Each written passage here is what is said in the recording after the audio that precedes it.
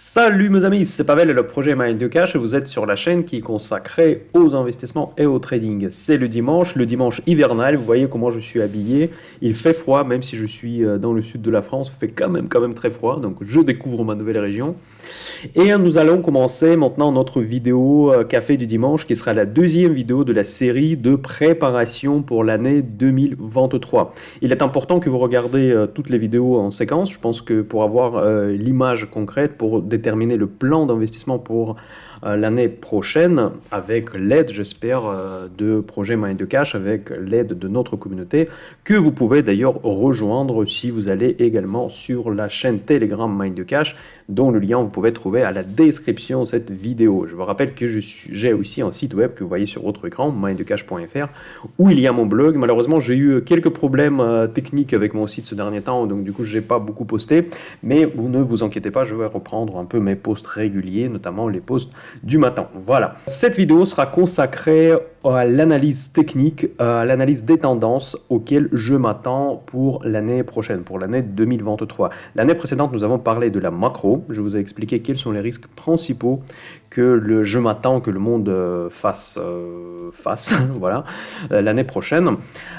C'est pas mal le même sujet en fait qui vont rester d'actualité l'année prochaine. Et aujourd'hui, nous allons voir quelles sont les tendances telles que je les vois pour l'année 2023. Je vous rappelle un point très important que quand nous préparons les prévisions, quand on fait le plan de l'année, ça ne veut pas nécessairement dire qu'on ne va pas changer d'avis. Il ne faut jamais m'en vouloir et vouloir soi-même quand vous changez d'avis, quand vous faites du trading. Vous savez, je rappelle souvent sur ma chaîne que la différence entre le bon trader et le mauvais trader, que le bon trader, sans problème, change son avis quand la situation change. Il ne faut pas se marier avec votre position, il ne faut pas se marier avec votre bête sur la bourse, ou même quel que soit le marché financier. Vous devez toujours être raisonnable, analyser systématiquement l'information et ajuster votre plan selon les circonstances. C'est ce que je fais, même si pour l'année 2022, je pense que de point de vue de l'analyse technique, en tout cas, on était plutôt bon, parce que mes modèles techniques que j'ai commencé à présenter depuis le début de la guerre en Ukraine, qui était un événement majeur sans doute de cette année qui est en train de se terminer, ces modèles techniques fonctionnent toujours jusqu'à aujourd'hui. Pour l'instant, ils ne sont pas invalidés, même s'il y avait un risque les dernières semaines après la hausse des marché en novembre, mais pour l'instant rien n'est invalidé, on va rester plus ou moins dans les mêmes scénarios, on va voir tout cela en détail. J'ai oublié de vous dire, s'il vous plaît, mettez un like mes amis et partagez cette vidéo avec vos amis, il faut que notre communauté grandisse. Si vous connaissez quelqu'un qui s'intéresse à la bourse, à la finance, n'hésitez pas à partager cette vidéo avec vos proches, vos amis, ça me fera énormément plaisir, voir aussi votre entourage au sein de la communauté Mind the Cash. Voilà, donc nous allons commencer comme d'habitude, traditionnellement, à regarder le tableau de bord de l'économie pour voir qu'est-ce qui s'est passé la semaine dernière, cette semaine qui est en train de se terminer, et on va surtout regarder ce qui va se passer la semaine prochaine, parce que la semaine prochaine sera très importante de point de vue macro, parce qu'il y a la réunion de la Fed, il y a aussi la publication des CPI. Les CPI, c'est un indicateur le plus important, en tout cas pour les marchés, qui est le plus regardé par la communauté des investisseurs, dont nous faisons partie également avec vous. D'ailleurs, mais avant de commencer de parler de tout cela, j'ai oublié de vous dire, c'est que le problème de mes abonnements premium pour les membres de Club Option Invest est presque réglé. Je vais faire une communication la semaine prochaine. Je pense que cette communication sera faite via un post sur YouTube, donc n'oubliez pas de vous inscrire si ce n'est pas encore le cas. J'imagine que pour la plupart d'entre vous, c'est déjà le cas. Je fais parfois les posts dans l'onglet discussion, vous allez le voir. Et évidemment, je vais le poster également sur Telegram dès que c'est prêt. Et normalement, vous allez pouvoir rejoindre au prix réduit le club Mind the Cash Premium pour ceux qui font partie du club Option Invest. Je rappelle très brièvement, c'est que Mind the Cash propose deux services. C'est le club Option Invest, vous payez une seule fois et vous avez l'accès à vie. Donc évidemment, toutes les informations que vous trouvez dans la description de cette vidéo. Mais aussi, j'ai des abonnements premium qui sont proposés au prix de 14,99 €. Mais si vous faites déjà partie du club Option Invest, dans ce cas-là, vous avez une réduction de 5 €. Et donc, du coup, pour vous, ça coûte 9,99 €. Mais cette dernière Ce dernier coupon qui a été annoncé pendant le Black Friday ne fonctionnait pas jusqu'à aujourd'hui. Maintenant, on est en train de régler. C'est pour ça que je suis un peu en retard avec mes posts. Désolé pour ça et désolé pour ces déconvenues qui ont eu lieu sur mon site ces derniers temps.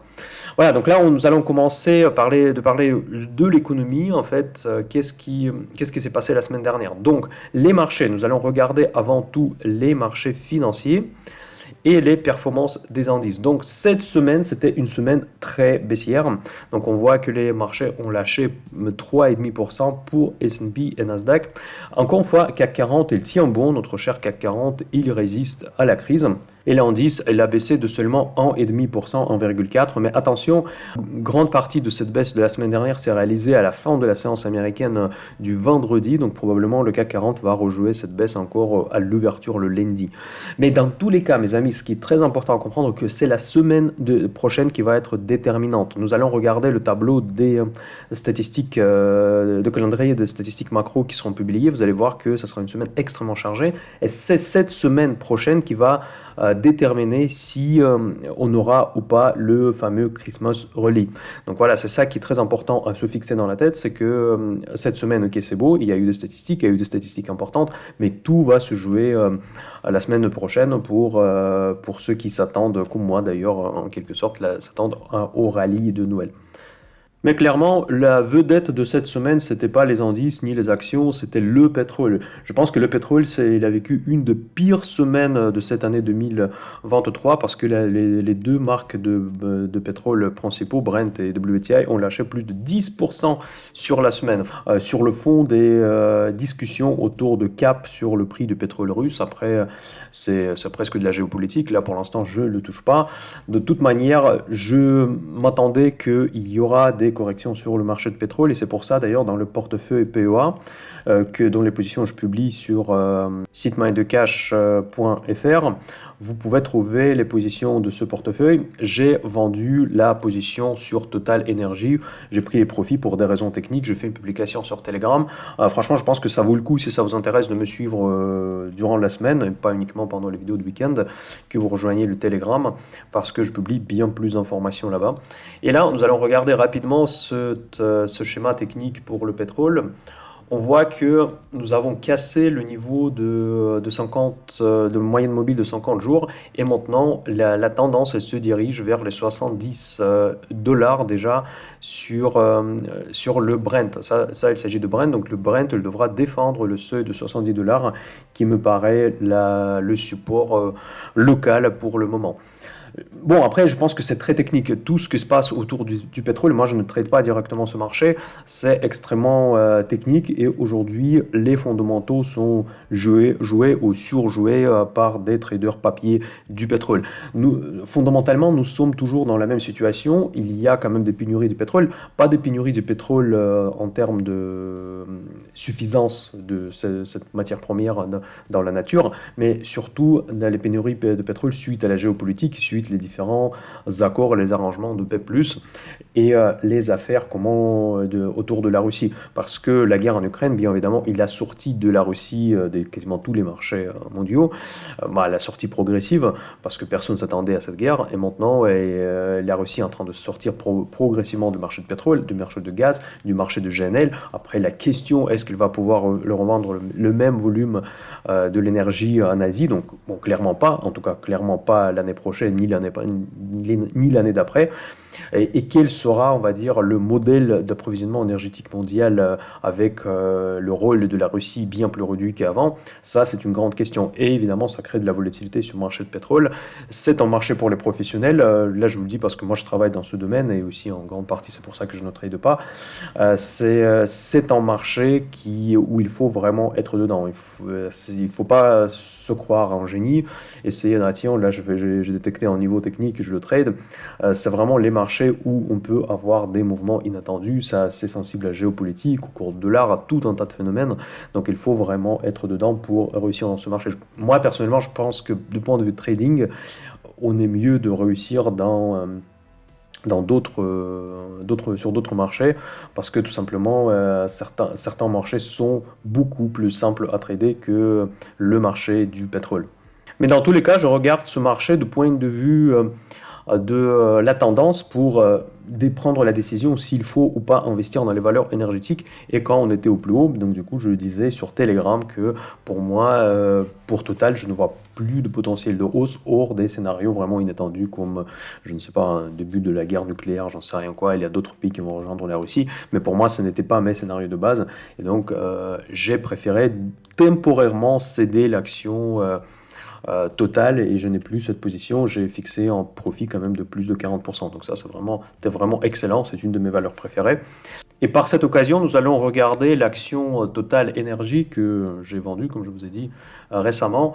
Et voilà, c'était ça ma logique en fait que je publiais sur Telegram, c'est que quand on attend le 58 dollars, donc là j'ai vendu un petit peu tôt parce qu'après il a touché encore 60, il a même dépassé 60 euros. Je disais que moi je vois plus de potentiel pour le pétrole, hors encore une fois des scénarios inattendus. Et Total, de point de vue technique, pour moi, il atteint vraiment son niveau évident, en fait. C'est pour ça que j'adore cette action, parce que franchement, et pour le trading, et pour l'investissement, elle est parfaite. Donc ici, il y a des résistances claires, il y a des supports clairs, donc là, on peut le voir maintenant. Donc là, on a atteint presque ce niveau-là, donc on pourrait encore s'espérer d'avoir 61, 62, grappiller encore quelques points sur le graphique. Mais la situation était en train de changer, et en plus, à la fin d'année, beaucoup de fonds, ils sont en train de fixer le profit, et quels sont les secteurs où il y a le plus de profit? C'est le secteur oil and gas, ça c'est évident. Et du coup, j'ai décidé de prendre les profits sur cette action. Et quand est-ce que je vais la reprendre dans mon portefeuille PEA? Donc, je vais commencer à m'intéresser au niveau de 52. Moi, je vais regarder, je ne veux pas forcément passer des ordres. Mais ensuite, si la chute de pétrole continue, on peut espérer d'avoir 48, 49 euros.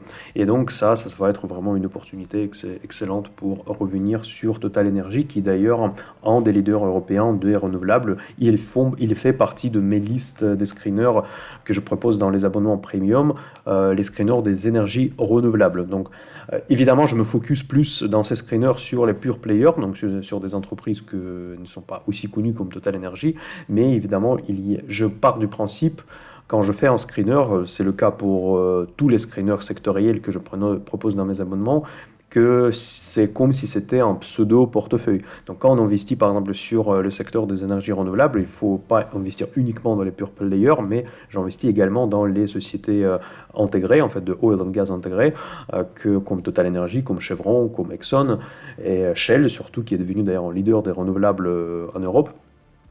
Il faut absolument être présent également sur ces valeurs, parce qu'elles aussi, évidemment, elles ne veulent pas sortir du marché pour qu'on les oublie dans quelques années, quand on va passer en décarbonisation totale. Bon, dans quelques années, ça sera peut-être une décennie plutôt que quelques années, mais dans tous les cas, c'est un secteur d'avenir, et Total Energy, ils sont au courant, comme vous pouvez imaginer, et ils investissent massivement dedans.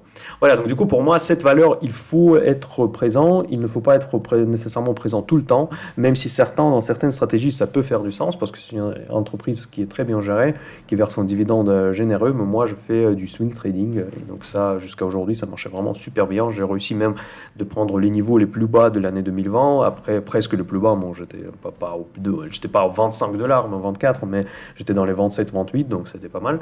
Et après, je réussissais de plus ou moins bien trader toutes ces tendances sur Total Energy. Et souvent, je publie mes positions sur Telegram. Voilà, donc Telegram, il faut rejoindre si vous voulez me suivre de près. Mes amis, n'oubliez pas un like, s'il vous plaît, si ce n'est pas encore fait. Donc voilà, on ne va pas s'arrêter trop longtemps sur Total Energy parce que cette vidéo n'est pas consacrée aux actions concrètes. D'ailleurs, vous savez, j'avais une idée de relancer un petit peu les vidéos FAQ, comme je faisais avant, au tout début du projet Mind2Cash. Dites-moi dans les commentaires, d'ailleurs, si vous vous souvenez encore de ces vidéos. C'est quand je faisais un tour tout un tas d'entreprises, et généralement, je me basais sur des commentaires de mes abonnés, de vous, en fait, qui regardez maintenant cette vidéo. Et si ça vous intéresse que je relance cette catégorie de vidéos, mettez-moi dans les commentaires les entreprises que vous voudrez que je regarde, que je présente dans ces vidéos, et après je vais voir quelles sont les plus populaires. Dans ce cas-là, je vais faire des vidéos groupées en fait pour regarder les différentes valeurs avec l'analyse technique, avec l'analyse fondamentale. Je pense que c'est un truc qui marchait vachement bien. C'est un peu dommage que je ne le fais plus.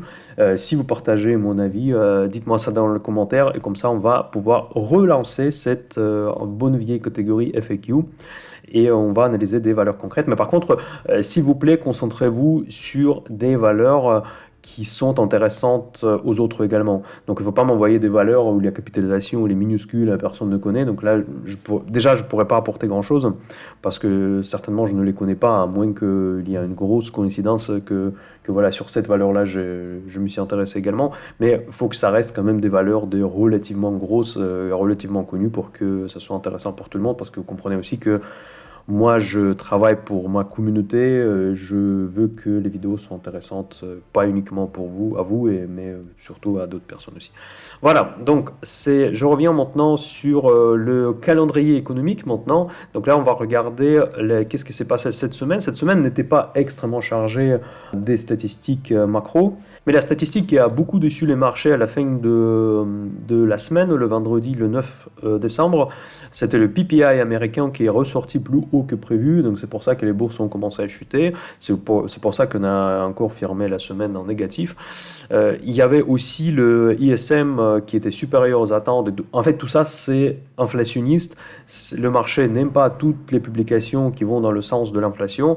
Et donc, même si c'est en vert, donc ça ne veut pas dire que c'est une bonne nouvelle. Ça veut dire que tout simplement, l'économie fonctionne toujours très bien, même avec les taux plus élevés. Ça veut dire quoi? Ça veut dire que la Fed peut se permettre de monter encore en chouïa les taux et elle ne va pas hésiter de le faire. Mais mes amis, la semaine prochaine, c'est là où tout va se jouer, comme je dis tout à l'heure, parce qu'il y aura du lourd qui sera publié, donc surtout le mardi. Le mardi, ce sera une grosse journée, donc on a les CPI en Allemagne, qui est l'index ZU en Allemagne, ça c'est important, mais c'est rien par rapport au CPI qui sera publié au début d'après-midi. C'est l'indice principal que les marchés regardent aujourd'hui parce qu'en grosso modo, c'est l'indice de l'inflation. CPI, ça veut dire Consumer Price Index.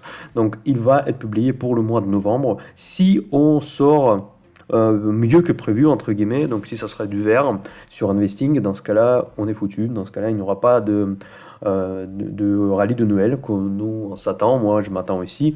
C'est presque certain que le marché va l'interpréter très très mal, mais la journée suivante, il y aura un discours de Jerome Powell qui permettra probablement rectifier cette publication si elle sera mauvaise. S'il sera bonne, je pense qu'il va tout simplement dire des choses qui sont largement prévues. Le marché va être super content parce que le marché aujourd'hui, il intègre les hausses des taux encore au début de l'année prochaine, mais les hausses de taux moins agressifs que ça a été avant. Mais encore une fois, c'est pas fini pour la semaine prochaine parce que déjà le jeudi, on va avoir la BCE, mes amis, encore des discours de Christine Lagarde, la décision sur les taux, donc où tout le monde sait déjà en avance que ça sera 2,5%, donc la hausse de 50 points de base. Après, la vente d'État aux États-Unis est super important, le chômage aux États-Unis est super important, et le CPI dans la zone euro pour finir la semaine. Ça sera vraiment la semaine où il y aura du lourd. Donc il faudra faire beaucoup attention si vous avez des positions longues ou short d'ailleurs aussi. D'ailleurs, si vous avez des positions short, vous risquez, mais peut-être un petit peu moins que si vous êtes long. Moi, je suis long, donc du coup, j'ai toute une légitimité de le dire. Pourquoi maintenant on va passer sur les graphiques techniques et on va voir qu'est-ce qui peut se passer dans les différents scénarios et comme ça on va aborder directement le sujet de mes prévisions pour l'année 2023 de point de vue technique. Donc ça c'est le modèle que j'ai commencé à partir du début de l'année 2022, vous voyez, donc j'ai commencé à le présenter au début vers mars 2022, mais la correction a commencé à apparaître à partir de novembre de l'année dernière, donc il y a quasiment pile poil un an, et nous sommes dans la correction pour moi parfaite sur les vagues de Elliott. Donc on voit que la première vague de baisse, elle s'est arrêtée pile poil sur la moyenne mobile, donc, et en plus il y avait un petit support là-dessus. Maintenant nous avons vécu le rebond technique, donc là je vais bouger un petit peu le graphique pour que vous voyez mieux. Donc là, on est revenu sur les 50 jours. C'est là où on est actuellement. Et le défi des publications super importantes de la semaine prochaine, c'est est-ce qu'on va casser cette moyenne mobile de 50 jours pour aller chercher des niveaux plus hauts. Pour moi, quel est le niveau plus haut potentiel? Donc là, si je reviens du coup sur mon modèle, ça va nous dire exactement. Et là, nous tombons directement sur la résistance de 4200, 4300. C'est le maximum que je puisse imaginer. Je vous ai parlé la dernière fois de 4180. Il y a aussi un niveau puissant sur 4180. Mais s'il y a par exemple toutes les publications de la semaine prochaine seront favorables pour les marchés, donc ça veut dire que CPI va être dans le rouge ici, donc moins que prévu. Si le discours de la Fed, je ne m'attends pas à grand chose, je pense qu'il va être en ligne avec le consensus. Ensuite, si les publications des ventes détail, le chômage sont plus ou moins en ligne avec les marchés, on peut avoir, avec la liquidité réduite du décembre, parce qu'il y a maintenant moins de liquidité sur le marché, donc du coup tous les mouvements peuvent être amplifiés. Et si vous êtes un trader technique, vous allez faire face sans doute à des mouvements parfois irrationnels et des cassures fréquentes des niveaux, des fausses cassures, je veux dire bien évidemment. Et donc là, on peut effectivement casser le niveau 4180 pour aller chercher 4200. C'est tout à fait probable. En revanche, si jamais c'est une déception, dans ce cas-là, pour moi, on devrait s'arrêter sur cette moyenne mobile de 50 jours. Et dans ce cas-là, on peut repartir, déjà démarrer, finir l'année sans Christmas Rally malheureusement, et peut-être le début de l'année prochaine peut être compliqué. On va aller chercher toujours et encore. Pour moi, le but final, c'est 3200 points sur S&P 500 parce que c'est là où il faudra prendre des positions sérieuses sur les marchés à la hausse. Donc jusqu'à ce moment, dans cette vidéo de Café Dimanche, je ne vous ai pas apporté grand-chose de nouveau par rapport à ce que je disais avant. J'attends toujours une correction plus profonde des marchés. Et d'ailleurs, il y a une actualité que je publiais sur mon Telegram, que le fonds norvégien, il parle de suite de la baisse, comme quoi il se prépare à plus de baisse plus profonde des marchés financiers. Donc ça, c'est assez important parce que c'est le deuxième le plus gros fonds au monde, et beaucoup d'investisseurs, ils traquent ceux que font ces fonds d'investissement. Et donc le président de ce fonds, il a annoncé qu'il se prépare à une année difficile en 2023. Moi, j'écoute quand même les dirigeants des fonds comme ça. Pour moi, c'est plus important que des analystes théoriciens parce que ce sont des personnes qui sont vraiment sur le marché. Après, pourquoi ils le disent dans la presse, ça c'est une autre question, parce que peut-être je pense pas qu'ils font du malin comme fait parfois des banques comme Goldman Sachs, etc. Ils disent une chose, après derrière on ne sait pas vraiment ce qu'ils font. Je ne sais pas à quel point on peut croire à l'opinion, en fait, aux annonces de présidents de fonds norvégiens. Je pense que c'est quand même presque gouvernemental parce que vous savez, la structure de ce fonds, elle gère les revenus excessifs du pétrole et du gaz en Norvège, et ça représente quelque part le patrimoine des citoyens norvégiens. D'ailleurs, il y a longtemps déjà, j'ai fait une vidéo spéciale sur la Banque nationale suisse. Je vais présenter les positions de cette banque.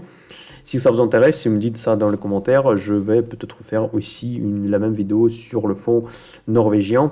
Par contre, je ne sais pas si on peut facilement accéder aux positions de fonds norvégiens dans les sources ouvertes. Voilà, donc fonds norvégiens, pour résumer, ils sont peut-être pas short, mais ils sont réticents pour la bourse en 2023. Et je vais vous dire maintenant mon avis, parce que vous venez juste de voir que je m'attends également à une correction assez profonde quand même sur l'indice S&P 500. Et voilà pourquoi je le pense. Parce que c'est vrai que le marché est euphorique, à nouveau euphorique maintenant, parce qu'il s'attend que maintenant il y aura un ralentissement du rythme de la hausse des taux. On en a déjà parlé 10 000 fois. Il appelle ça parfois un pivot. Et il y en a certains un peu plus agressifs qui pensent qu'il y aura un vrai pivot. Donc ça veut dire que la Banque centrale américaine, l'année prochaine, va retourner sa politique monétaire pour commencer à baisser les taux et éventuellement remettre les QI. C'est pas mon avis. En fait, je dis tout de suite que moi, je suis d'avis que le rythme de la hausse des taux va être diminué. Ça n'a aucun doute. Mais par contre, je pense que la Fed va suivre plutôt l'immobilier. D'ailleurs, hier, j'ai enregistré une vidéo sur l'immobilier. J'espère que vous l'avez déjà vu. Vous m'avez demandé sur l'immobilier américain. Et j'ai parlé en détail justement de ce phénomène. C'est que la Réserve fédérale, elle va suivre comment les taux variables, surtout des emprunts immobilier affecte les budgets des ménages. Ça, c'est un point très important pour ne pas créer une vague des défauts comme ça a été pendant les crises de subprimes. Évidemment, ils ne sont pas cons, la Fed.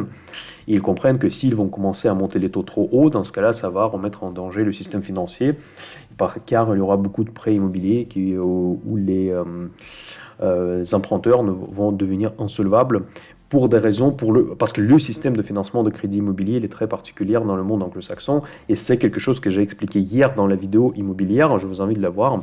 Je pense que c'est très important pour comprendre aussi la politique de la Fed.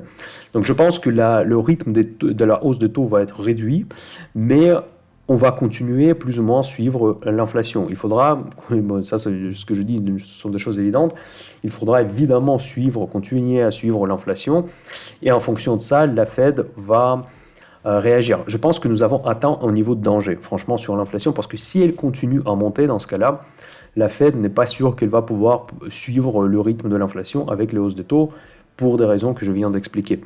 Donc, et c'est là où on peut rentrer vraiment dans une période d'une crise où il n'y a pas de contrôle sur la situation. Et c'est dans ces circonstances-là que, en général, se passent les vrais cracks boursiers. C'est pour ça, je pense qu'il y aura un crack boursier qui va nous amener vers 3200. Dans cette période-là, quand on aura quelques déceptions sur l'inflation, parce que je ne vois pas la fin de la guerre en Ukraine, je ne vois pas la fin dans la crise de tout un tas de marchés qui cassent aujourd'hui les systèmes d'approvisionnement et du coup ça fait monter les prix. Il y a toujours le marché d'emploi qui est très dynamique, il y a toujours énormément de pénurie de cadres, donc les salaires se montent, cela veut dire que je ne vois pas pourquoi l'inflation devrait baisser. Et en plus, le PIB américain qui a été publié récemment, je crois que c'était il y a 15 jours, il est ressorti encore mieux que prévu. Donc faites quand même attention que l'économie, elle marche toujours, elle marche super bien et ça n'a pas l'air de s'arrêter. La Fed, actuellement, comme je disais dans mes précédentes vidéos, elle essaie d'artificiellement provoquer une récession. Et si elle arrive à le faire, dans ce cas-là, il y aura une réduction de l'inflation. C'est très probablement. Pour l'instant, elle n'arrive pas à le faire. Si déjà on voyait les signes de la récession aux États-Unis, dans ce cas-là, je vous dirais oui, probablement tout va bien se passer et du coup le plan de la Fed va marcher. Mais pour l'instant, pour moi, elle ne marche pas. Donc la récession n'arrive toujours pas. Je pense que bon, elle va arriver un jour, mais elle va arriver avec quel niveau de taux directeur, ça je ne sais pas encore. Donc c'est quand même assez compliqué. Et pour y arriver, je pense qu'on devra passer par une période quand l'inflation sera encore importante, il va encore décevoir les investisseurs et la Fed ne pourra plus rien proposer. Et c'est à ce moment-là, les marchés vont chuter brutalement sur des niveaux 3002. Voilà, et mon objectif, si vous voulez, je vais en parler la semaine prochaine. Ça, ce sera une vidéo qui sera consacrée à des positions, comment je vais gérer mon portefeuille l'année prochaine. Donc, inscrivez-vous, mettez des likes pour soutenir la chaîne et pour ne pas rater mes prochaines vidéos. Voilà, donc c'est pour ça que je pense qu'il y aura une chute. Maintenant, un deuxième raisonnement, c'est pourquoi je pense que cette chute ne sera pas la catastrophe comme 1939, 29, pardon, ou comme la crise de subprimes, etc., etc. Parce que moi, je vois comment vous expliquer mieux ça, en tout cas de point de vue émotionnel, un instrument extrêmement puissant pour que tous les marchés repartent à la hausse à un seul clic de doigt de la Réserve fédérale, c'est les QI. Il suffit même de ne pas lancer le QI, mais il suffit juste de dire au marché que si jamais les choses vont très mal, on va remettre le QI. Dans ce cas-là, les marchés vont revenir exactement dans le même état d'esprit comme on était avant la guerre en Ukraine, entre le Covid et la guerre en Ukraine. Quand la Fed était là, tout le monde croyait à Jerome Powell, que si jamais quelque chose arrive, Jerome Powell va mettre de l'argent sur la table. On va revenir pour une certaine durée, pour une certaine période, dans cet état d'esprit auquel les investisseurs se sont habitués depuis plus de 10 ans, mes amis. Donc c'est plus de 10 ans, on vit dans les circonstances des QI éternels et ça a formé toute une génération des investisseurs, des traders, des automates qui sont programmés pour ça, pour réagir sur toutes les actualités liées au QI. Donc imaginez la situation que le marché commence à craquer, vraiment tomber dans la cave. Qu'est-ce qui va se passer dans ce cas-là ? C'est vrai que les moyens de la Fed sont limités, ils ne peuvent pas faire grand-chose, mais à un moment donné, ils peuvent dire, mais vous savez, mes amis, si ça va vraiment, vraiment mal, dans ce cas-là, tant pis, l'inflation, on va remettre un petit peu des QI par un moyen, je ne sais pas comment, pour ne pas faire monter les prix. Parce que, encore une fois, je vous rappelle, et ça c'est une confusion que ont beaucoup d'investisseurs. Si on met les QI à la manière comment c'était fait avant le Covid, quand l'argent reste dans le système financier, ça ne crée pas de l'inflation. Ne jetez pas les pierres dans moi, mais c'est vrai. Bon, renseignez-vous comment ça fonctionne exactement les QI, parce qu'il y a les QI, il y a les QI qui créent de l'inflation, les QI qui ne créent pas de l'inflation. Donc, quand on a fait la QI pour financer genre les chèques Biden pour les différents soutiens aux ménages pendant le Covid, c'est une chose, ça c'est très inflationniste, je ne dis pas le contraire. Mais par contre, les QI, quand on injecte des réserves en fait dans les banques pour les stimuler de prêter de l'argent, mais ils ne prêtent pas de l'argent, ils restent aussi à peu près au même niveau de quantité d'emprunts délivrés à des ménages et des entreprises, ça ne crée pas de l'inflation. Vous devez bien comprendre que l'inflation se crée quand la banque donne un prêt à quelqu'un. C'est là où il y a le nouveau argent qui apparaît dans le système, et c'est pas quand la Fed, entre guillemets, imprime cet argent. Parce que la Fed n'imprime pas de l'argent, la Fed elle joue sur les réserves des banques. Et les réserves des banques, comment mieux dire ça? Les réserves des banques, ils déterminent quel pourcentage de prêts ils peuvent allouer par rapport à leur capital réservé des banques sur les comptes de cette banque centrale. Parce que la banque centrale, en gros, elle dépose les réserves, la banque commerciale elle repose des réserves à la banque centrale, et la quantité des réserves déposées, en fonction de ça, ils peuvent donner plus ou moins des prêts à des ménages et des entreprises. Donc, et après, la réserve fédérale, ce qu'elle peut faire, elle peut augmenter ou diminuer ses réserves, ou jouer sur les normes de ces réserves pour ensuite stimuler ou pas les banques de donner les prêts. Mais c'est toujours à la banque commerciale de décider si elle veut prêter ou il ne veut pas prêter. Vous voyez, il y a une nuance quand même qui est très technique, mais qui est très importante, qui change toute l'image de ce phénomène. Et c'est que si la Fed, elle dit que, OK, on va augmenter énormément des réserves, on va injecter de l'argent dans tous les systèmes possibles et impossibles, on va racheter des bitcoins, je ne sais pas quoi, et ça va être une très bonne nouvelle, et ça ne va pas créer de l'inflation, ça ne va pas pour autant créer de l'inflation, vous voyez. Et je pense que ça, on oublie souvent, et c'est super important, et ça peut sauver la tendance si jamais les choses vont très mal. Je pense que la Fed veut en parler uniquement dans un cas très dangereux sur les marchés. Si jamais vraiment il y a une énorme chute, dans ce cas-là, ils vont certainement mentionner avoir ce type de discours. Mais pas avant. Voilà, il cache cet instrument pour plus tard, je pense, pour utiliser au bon moment. C'est pour ça, je pense que s'il y aura une chute, ça ne sera pas une chute du type de la fin du monde. Dans quelques années, je n'exclus pas qu'il y aura une chute qui va être du type de la fin du monde, mais peut-être pas en l'année 2023. Mais à voir. Bon, tout peut changer, évidemment, on va suivre la situation. Mais dans les circonstances actuelles, aujourd'hui, je vois cette correction qui sera pour moi une correction saine, presque. Parce qu'après la hausse, après le Covid, pour moi, c'était pas sain du tout, justement, parce que l'économie a beaucoup souffert pendant cette période. Et toute cette hausse, c'était uniquement sur les stimulus des banques centrales. Maintenant, vous imaginez que demain, si on revient sur les 3200, on revient tout simplement à des niveaux autour du Covid, avant et juste après. Et on va repartir sur une économie qui a bien purgé, sur des tendances qui ont bien purgé. Dans l'économie saine, on peut très bien repartir dans un cycle haussier standard. Et à cette ligne rouge là, en fait, que vous voyez, c'est une ligne de trend de très long terme. Et évidemment, avec le temps, elle augmente parce que c'est une ligne ascendante. Donc, si jamais ça va prendre du temps, ce niveau va peut-être bouger sur 3003, 3004, c'est pas impossible. Mais cette correction devrait se terminer sur cette ligne de trend. Et ensuite, on va repartir à la hausse. Et quand ça sera une vraie chute du siècle, dans ce cas-là, on devra casser cette ligne profondément. On l'a fait déjà une fois pendant le Covid, parce que ça, c'était vraiment une période d'incertitude absolue. Et si on le fait encore une fois, dans ce cas-là, je pense que ça sera suite à une crise obligataire, suite à, une autre guerre avec la Chine, je ne sais pas quoi. Bon, j'espère pas quand même, mais sur des événements absolument majeurs. Donc vous voyez que nous ne connaissons pas aujourd'hui. En fait, si on connaissait déjà les risques qui pourraient casser cette ligne de trend, dans ce cas-là, le marché serait déjà beaucoup plus bas. Donc ça veut dire si on est à 4000 presque aujourd'hui, ça veut dire que le marché aujourd'hui n'anticipe pas quelque chose aussi important pour justifier des niveaux plus bas que cette ligne-là. Et je pense qu'on va se corriger doucement avec des mêmes narratif, si vous voulez, de la Fed, des régulateurs, etc., etc. Voilà, c'est ça ma vision pour les marchés suivants. Pour l'Europe, c'est un petit peu différent. Si vous voulez, je peux faire l'analyse technique du CAC 40 la semaine prochaine. Dites-moi ça dans les commentaires. Je me base mes stratégies sur S&P 500 parce que c'est un driver principal des marchés, c'est ce que regardent le plus les investisseurs. Et bien évidemment, si une telle correction aura lieu en 2023, forcément, le CAC 40, les autres indices vont être touchés. Peut-être je dirais un mot sur Nasdaq, parce que Nasdaq, c'est un indice technologique qui est particulièrement sensible au taux d'intérêt. Donc si on va réaliser cette baisse sur des déceptions par rapport au taux d'intérêt, donc du coup, Nasdaq, il fera pareil, par contre, avec une bêta plus importante. Donc du coup, il va être plus volatile. Donc du coup, la correction de même type va être aussi très profonde, plus profonde que sur l'indice S&P 500. Allez, on va regarder rapidement l'indice Nasdaq également. C'est Nasdaq 100, c'est pas Nasdaq Composite.